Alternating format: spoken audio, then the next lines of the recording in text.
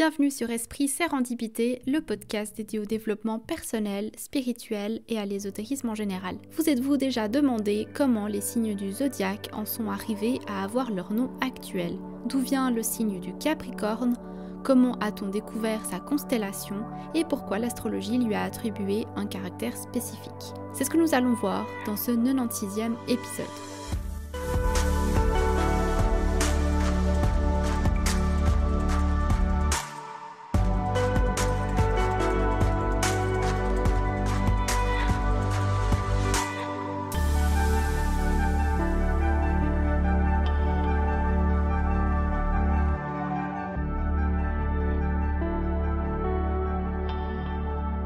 Bonjour à tous et bienvenue dans ce 96e épisode. Aujourd'hui, je vais continuer la mini-série sur les histoires astrales des constellations et des signes du zodiaque. Pour ceux qui n'ont pas suivi les derniers épisodes, cette petite série va se dérouler de la façon suivante. Chaque épisode sera concentré sur un signe astrologique et il sera divisé en 3 parties. D'abord, la phase astronomie.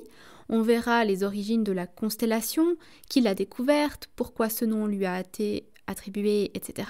Ensuite, la phase astromythie ou la mythologie céleste, pour comprendre les légendes et mythologies cachées derrière le signe. Puis, on ira davantage vers l'astrologie, avec l'interprétation symbolique de la constellation et le caractère du signe. J'ai déjà parlé du Bélier, du Cancer et du Verseau, et aujourd'hui, on va se concentrer sur le Capricorne. Comme déjà dit dans les épisodes précédents, c'est au IIe siècle que Claude Ptolémée, mathématicien et astronome grec, groupe 1022 étoiles en 48 constellations dans son Almageste. Et c'est cette œuvre qui sera la base du travail des astronomes occidentaux jusqu'à la fin du Moyen-Âge. Il y a par exemple la constellation de l'aigle, du cygne, du loup, du serpent, de la coupe, de la baleine, et on y retrouve aussi, évidemment, les 12 constellations du zodiaque que l'on connaît bien, le Gémeaux, le Poisson, le Sagittaire, etc.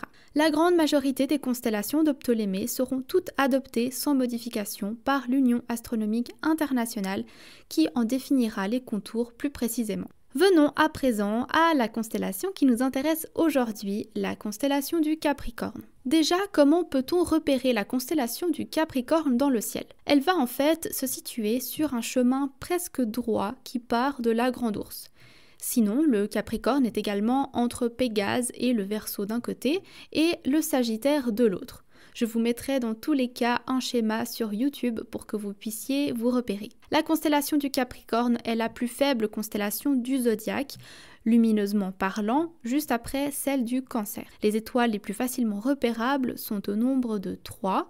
La première étoile la plus brillante de la constellation est Deneb al-Jedi, qui signifie la queue du chevreau en arabe, qui est une étoile 2 fois plus massive que le Soleil. La deuxième étoile importante de la constellation du Capricorne, c'est le Dabi, et la troisième étoile est Al-Jedi, signifiant le chevreau en arabe. Dans la représentation du signe du Capricorne, on voit que ce n'est pas juste un mammifère, mais un poisson également. Le Capricorne est donc un animal légendaire dont la tête est celle d'une chèvre, mais qui se termine par une queue de poisson. Le poisson symboliserait la vie en profondeur. La chèvre, qui est un animal grimpeur, représenterait, elle, la vie détachée des contraintes et des obligations matérielles. Le Capricorne est un signe qui réunit, du coup, ces deux extrêmes. Il existe une légende qui se rattache à la chèvre poisson. Algipan, fils de Zeus et de la chèvre Aïga, mène une vie solitaire et grimpe de rocher en rocher en ignorant la peur et le vertige. Une fois parvenue au sommet du pic capricornien, la chèvre est fascinée par l'océan à ses pieds et décide d'y plonger pour connaître ses mystères. Son courage sera récompensé par Poséidon qui transforme sa partie inférieure en queue de poisson pour qu'il puisse également vivre sous l'eau. On peut désormais passer à la partie astrologie avec l'interprétation symbolique de ce signe, le Capricorne. Je souhaiterais juste dire que même si vous n'avez pas votre soleil en Capricorne, cet épisode sera utile tout de même parce qu'on a tous le signe Capricorne dans notre carte astrale. Il sera attribué à l'une de nos maisons et peut-être sera lié à une autre planète comme Mercure, Saturne, etc. Il est déjà important avant de commencer, de comprendre l'énergie et les caractéristiques de base du signe pour ensuite comprendre les influences qu'il aura dans les différentes maisons ou avec les autres planètes. Quelques informations de base. Le signe du Capricorne est un signe de terre cardinal. Il est gouverné par Saturne.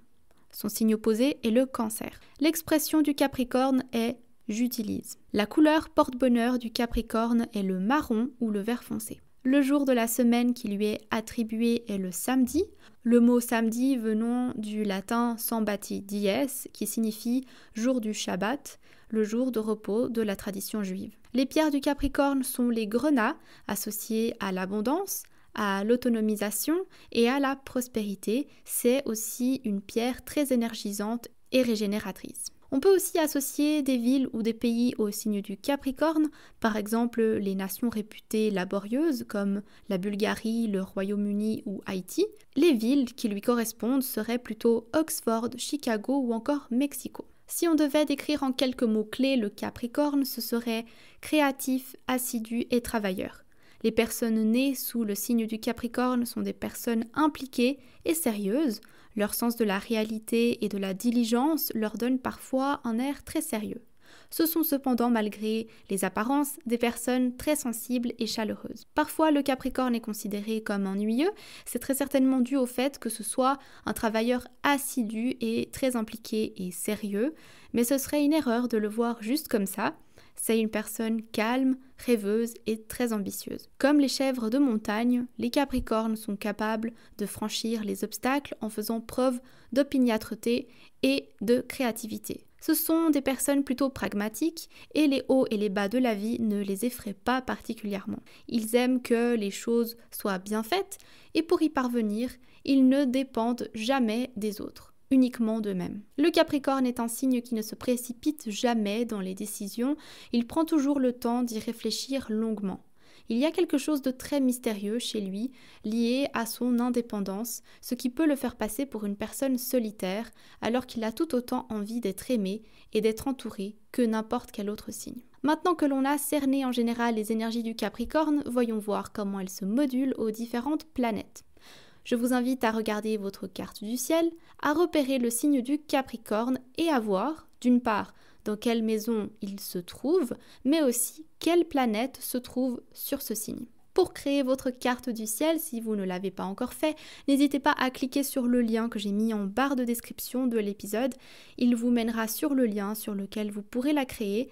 Il vous faudra votre jour, mois, année, ainsi que votre heure et lieu de naissance. Si vous avez votre soleil en Capricorne, vous êtes naturellement responsable et porté par une culture de l'effort pour vous réaliser. Les personnes avec leur soleil en Capricorne sont très souvent considérées comme des personnes très stables dans leur vie. Elles sont déterminées et veulent atteindre leurs objectifs. Les Capricornes sont extrêmement exigeants avec eux-mêmes et avec tout ce qu'ils veulent. Deux personnalités qui ont leur soleil en Capricorne, Elvis Presley et Jim Carrey. Si vous avez votre lune dans le signe du Capricorne, vous aurez tendance à préférer vous bloquer de vos émotions changeantes pour rester dans une zone plus stable et sécuritaire. Avec cette lune en Capricorne, il y a un grand contrôle de soi, beaucoup de sang-froid, la sensibilité est retenue, en tout cas publiquement. Les personnes avec la lune en Capricorne tentent de canaliser toute émotion débordante. Cela leur donne une fiabilité et une stabilité accrues, mais attention à ne pas tout garder pour soi. Deux personnalités qui ont leur lune en Capricorne, Freddie Mercury et Ryan Gosling. Si vous avez la planète Mercure dans le signe du Capricorne, vous avez un mental complexe. Vous êtes très sérieux et rigoureux, organisé, réfléchi et précis. Vous adorez structurer vos raisonnements et votre communication. Parler pour ne rien dire, ça vous ressemble pas. Vous savez que la parole a un impact et vous préférez vous exprimer après de longues réflexions et du temps passé dans votre bulle. Deux personnalités qui ont leur Mercure en Capricorne, Orlando Bloom et Joseph Stalin. Si vous avez la planète Vénus dans le signe du Capricorne, vous ne vous engagez pas à la légère. Comme avec la Lune, vous développez une facette sentimentale prudente et réservée. Vous avez une grande maîtrise affective et un certain contrôle de vos émotions. Vous avez toujours les pieds sur terre et êtes très responsable. Mais votre intellect semble parfois dominer le côté affectif. Vous êtes très exigeant envers vos partenaires. Vous donnez beaucoup, mais attendez également beaucoup en retour. 2 personnalités qui ont leur Vénus en Capricorne, Steve Jobs et James Dean. Si vous avez la planète Mars dans le signe du Capricorne, vous êtes réputé pour garder la tête froide dans toutes les circonstances. Cette position canalise énormément la planète Mars, ce qui lui donne une structure et un cadre. Vous pourrez parfois paraître très froid au premier abord, voire un peu austère, et vous êtes plutôt du genre discret. Les personnes avec leur Mars en Capricorne ont généralement des ambitions sociales et collectives élevées. Leur truc, c'est de garder leur focus et leur sang-froid pour aller au plus loin dans toutes leurs réalisations. 2 personnalités qui ont leur Mars en Capricorne, Albert Einstein et Lady Gaga. Si vous avez la planète Jupiter dans le signe du Capricorne, vous aurez une ambition augmentée, de même pour votre sens des responsabilités. Beaucoup de prudence, notamment en matière financière. Vous aurez un sens moral extrêmement développé, vous êtes honnête et avez une maturité bien en avance par rapport aux gens autour de vous. Endurant et efficace, vous avancez sur votre chemin avec rigueur et fiabilité. Vous ne vous investissez jamais à la légère, c'est tout ou rien. 2 personnalités qui ont leur Jupiter en Capricorne, Cristiano Ronaldo et le prince Harry. Si vous avez la planète Saturne dans le signe du Capricorne, vous avez une certaine tendance à avoir peur des échecs, ce qui va vous faire redoubler d'efforts dans tous les domaines. Vous pourrez avoir l'impression que vous n'avez jamais le droit de lâcher prise par peur de perdre le contrôle. Si on vous donne des responsabilités, vous pourrez les gérer les yeux fermés. Si le Capricorne donne une forme d'austérité à la personne, c'est parce qu'avant d'ouvrir son cœur et de révéler les sentiments, la personne avance pas à pas. Mais vous vous révélerez intolérant devant les comportements tels que le laxisme, surtout s'ils posent problème dans la relation. 2 personnalités qui ont leur Saturne en Capricorne, la princesse Diana et Audrey Hepburn. Si vous avez la planète Uranus dans le signe du Capricorne, vous aimez le chamboulement. Vous êtes le genre de personne qui n'a pas peur de tout détruire pour tout recommencer. Vous êtes une personne innovante, toujours pragmatique. Vous avez cette capacité à replacer les problèmes dans une perspective cohérente et logique. 2 personnalités qui ont leur Uranus en Capricorne, Frida Kahlo et Jules César. Si vous avez la planète Neptune dans le signe du Capricorne, vous aurez tendance à développer votre côté spirituel et à faire souvent du travail sur vous. Avec ça, certaines parties de votre personnalité deviendront plus fortes, comme l'honnêteté, une meilleure compréhension de votre vulnérabilité. Vous serez aussi intense dans vos actions. Vous accomplissez vos tâches avec beaucoup de dévouement. Les personnes avec Neptune en Capricorne sont généralement des gens qui s'efforcent de donner le meilleur d'eux-mêmes dans tout ce qu'ils font.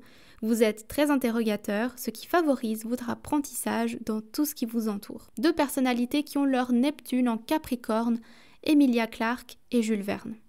Si vous avez Pluton dans le signe du Capricorne, vous pouvez avoir une ambition et une dureté de fer. Cette persévérance peut jouer favorablement pour vos projets à long terme. Vous pouvez parfois être secret et déconcertant, inaccessible même à toute influence extérieure.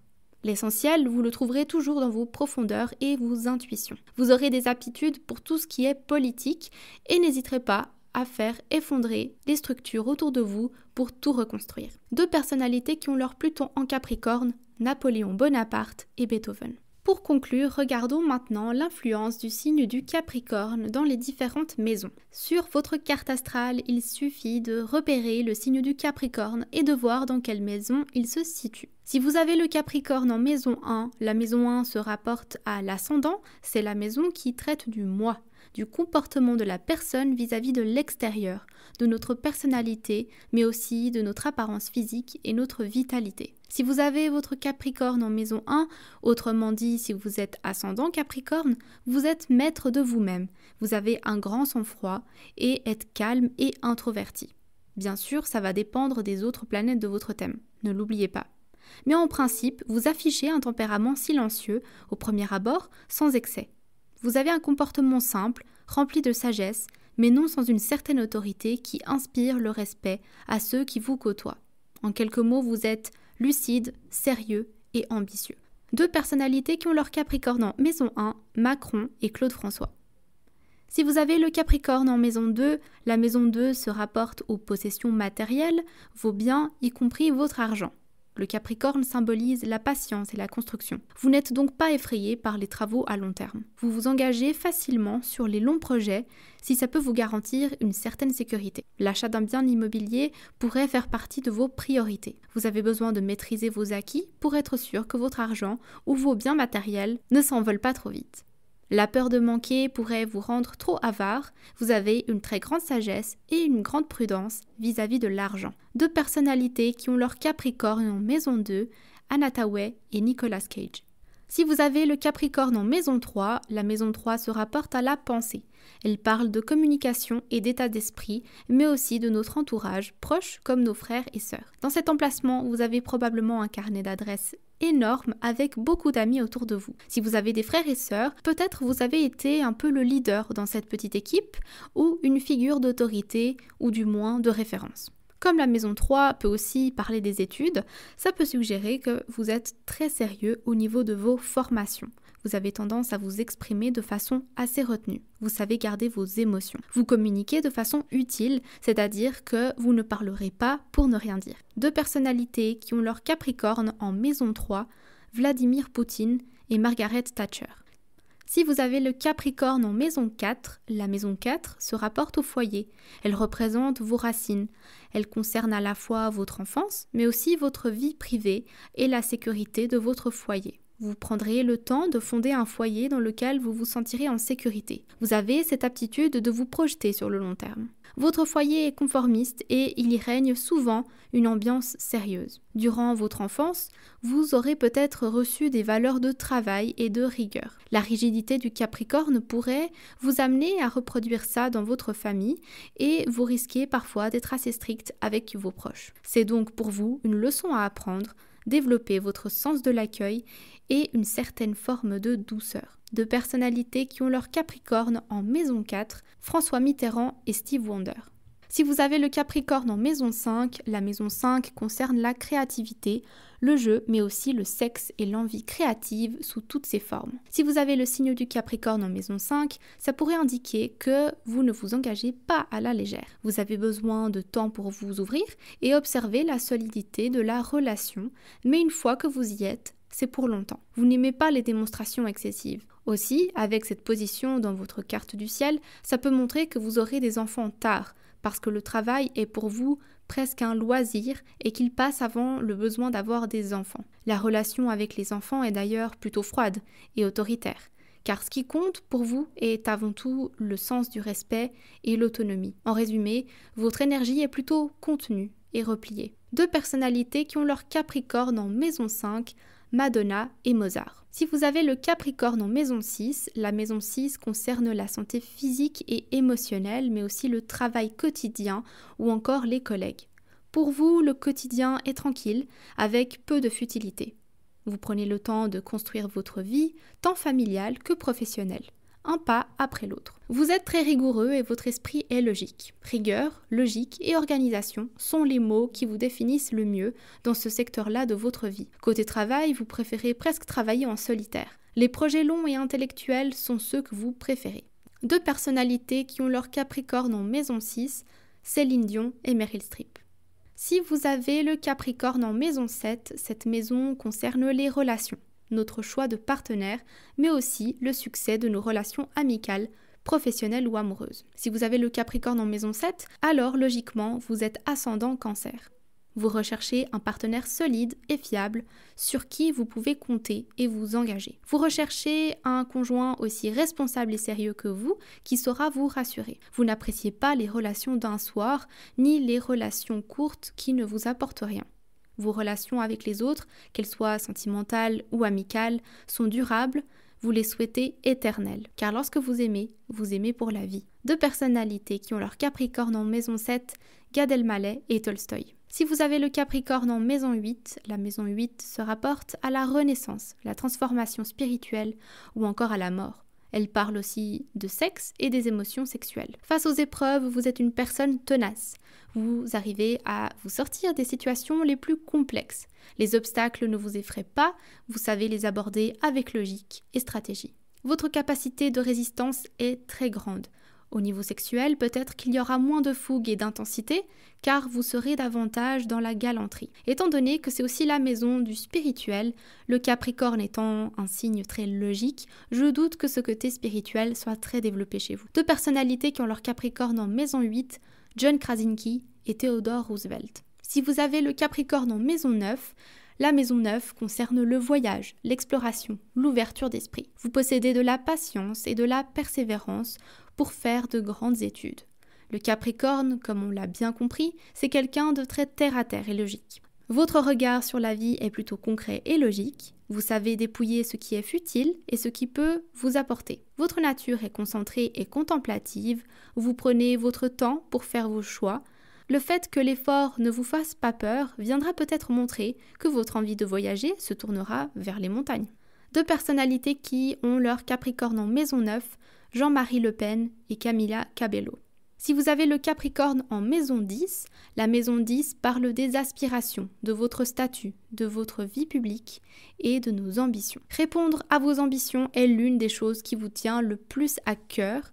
Si vous avez le Capricorne en maison 10, là aussi, cette position ouvre la possibilité d'un travail à haute responsabilité.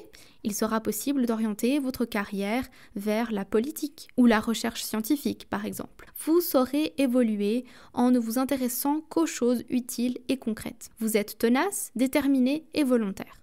Vous possédez cette faculté d'atteindre tous les buts que vous vous êtes donnés. Vous ne recherchez pas la reconnaissance à tout prix, mais plutôt le fait d'acquérir, de posséder, d'obtenir. Deux personnalités qui ont leur Capricorne en maison 10, Robert Pattinson et John Lennon. Si vous avez le Capricorne en maison 11, cette maison parle des amitiés, des amis, connaissances, mais aussi les projets et les idées. Dans un groupe, vous saurez soutenir les autres par votre sens des responsabilités, par votre sérieux. On peut toujours compter sur vous. Si vos amis ont besoin de vous, vous serez toujours là et répondrez présent. Vos amitiés sont fidèles et durables. Vous êtes profond et ne supportez pas les relations superficielles. Donc, vous êtes extrêmement sélectif. Les amis, vous les comptez sur les doigts d'une main. Les projets chez vous ont le mérite d'être mûrement réfléchis, planifiés et construits pour être menés jusqu'au bout. Deux personnalités qui ont leur Capricorne en maison 11, Michael Jackson et Ryan Gosling. Si vous avez le Capricorne en maison 12, cette maison concerne les secrets. Elle est considérée comme la maison la plus spirituelle, mais c'est aussi la maison de l'inconscient. Elle peut aussi parler de la façon dont nous pouvons nous auto-saboter. Cette position montre que vous pouvez faire face aux grandes épreuves de la vie avec recul. On pourrait dire que vous êtes sereinement préparé au pire. Le ressourcement se fait à travers de longues méditations dans un endroit isolé, loin de l'agitation humaine. Vous avez cette faculté, lors de crises existentielles, de vous débarrasser de ce qui n'est pas utile pour vous concentrer sur des choses concrètes et essentielles. Vous avez une force mentale très forte. Deux personnalités qui ont leur Capricorne en maison 12, Barack Obama et Henry Cavill. Voilà, c'est tout pour cet épisode, j'espère qu'il vous aura plu. N'hésitez pas à partager en commentaire vos ressentis et à me dire où se situe le signe du Capricorne dans votre carte astrale. N'oubliez pas de vous abonner pour ne manquer aucun épisode. Vous pouvez aussi retrouver le podcast sur les plateformes de podcast habituelles, Spotify, Google Podcast, Apple Podcast ou encore Deezer. Et évidemment, si vous avez aimé cette vidéo, ce podcast, n'hésitez pas à laisser un like ou une note d'appréciation parce que c'est vraiment comme ça que mon podcast peut se faire connaître et ça montre que vous appréciez aussi mon travail. Vous pouvez suivre la page Instagram également, le lien sera en barre de description. Et sinon, on se retrouve dans 2 semaines pour un prochain épisode. D'ici là, prenez soin de vous et à bientôt.